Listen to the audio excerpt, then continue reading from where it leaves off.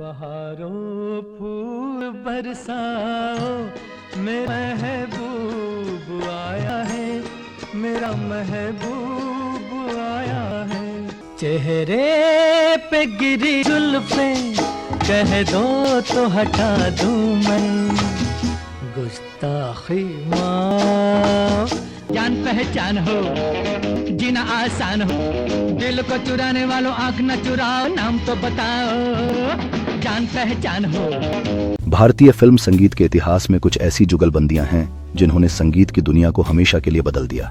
इनमें से एक थी शंकर जयकिशन एसजे की धुनें और मोहम्मद रफी की जादुई आवाज का संगम। यह सिर्फ एक पेशेवर साझेदारी नहीं थी, बल्कि आपसी समझ, सम्मान और गहरी दोस्ती का एक अद्वितीय उदाहरण था। शंकर जयकिशन अपनी संगीत रचनाओं में विविधता के लिए जाने जाते थे। वे शास्त्रीय संगीत की बारीकियों को लोक धुनों की सादगी और पश्चिमी संगीत की ऊर्जा के साथ बड़ी सहजता से मिलाते थे। और ठीक यहीं पर मोहम्मद रफी की आवाज का जादू काम करता था। रफी साहब की आवाज में एक अद्भुत बहुमुखी प्रतिभा थी, जो एसजे की हर धुन में पूरी तरह से ढल जाती थी। चाहे वह बदन पे सितारे लपेटे हुए की मस्ती हो, जाने तमन्ना किधर जा रही हो, जरा पास आओ तो चैन आ जाए। चाहे कोई मुझे जंगली कहे का जोशीला अंदाज हो, चाहे कोई मुझे जंगली है कहने दो जी, कहता रहे।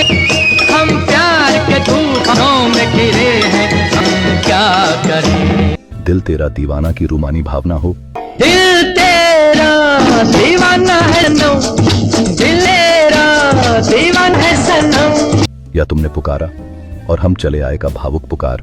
मैं पुकारा और हम चले आए, दिल हथेली पर ले रे। रफी साहब हर गीत में अपनी आवाज से एक नई जान डाल देते थे। उनकी आवाज में भावनात्मक गहराई थी, जो शंकर जयकिशन के संगीत को और भी सशक्त बनाती थी। ये केवल स्वर और संगीत का मेल नहीं था, बल्कि एक ऐसा तालमेल था जहां हर नोट और हर शब्द एक दूसरे के पूरक थे, जिससे श्रोताओं को मंत्रमुग्ध कर देने वाला एक अनुभव मिलता था। विशेष रूप से शम्मी कपूर जैसे अभिनेताओं के लिए रफी की आवाज और एसजे का संगीत एक परफेक्ट कॉम्बिनेशन था, जिसने उन्हें पर्दे पर और भी जीवंत बना दिया। मोहम्मद रफी और शंकर जयकिशन के बीच का रिश्ता केवल रिकॉर्डिंग स्टूडियो तक ही सीमित नहीं था, बल्कि यह एक गहरी दोस्ती और आपसी सम्मान पर आधारित था। यही कारण था कि जब शंकर और जयकिशन के बीच कभी कभार कलात्मक भिन्नता या काम के दबाव के चलते मतभेद होते थे, तो मोहम्मद रफी अक्सर एक महत्वपूर्ण भूमिका निभाते थे। ऐसा ही एक समय आया जब शंकर और जयकिशन के बीच किसी बात को लेकर अनबन हो गई और उनके रिश्ते में थोड़ी खटास आ गई। ऐसी स्थिति में मोहम्मद रफी ने अपनी दोस्ती और सूझबूझ का परिचय दिया। वे शंकर और जयकिशन दोनों का बहुत सम्मान करते थे और उनके साथ उनका गहरा जुड़ाव था। उन्होंने दोनों को एक साथ लाने और उनके बीच के मतभेद को सुलझाने का प्रयास किया। हालांकि इस घटना का सटीक विवरण और तारीखें सार्वजनिक रूप से व्यापक रूप से उपलब्ध नहीं हैं। फिल्मी इतिहास और संगीत प्रेमियों के बीच यह बात सर्वमान्य है कि जब भी एसजे के बीच कोई दरार आती थी, तो रफी साहब अक्सर शांतिदूत की भूमिका निभाते थे। उनकी मध्यस्थता और उनके प्रति दोनों संगीतकारों के सम्मान के कारण वे अक्सर अपने मतभेद भुलाकर फिर से एक साथ काम करना शुरू कर देते थे। यह घटना दर्शाती है कि मोहम्मद रफी न केवल एक महान गायक थे, बल्कि एक बेहतरीन इंसान भी थे, जो अपने सहकर्मियों के बीच सद्भाव और एकता बनाए रखने में विश्वास रखते थे। उनकी यह कोशिशें उनकी कला और दोस्ती के प्रति उनके गहरे समर्पण का प्रमाण थीं।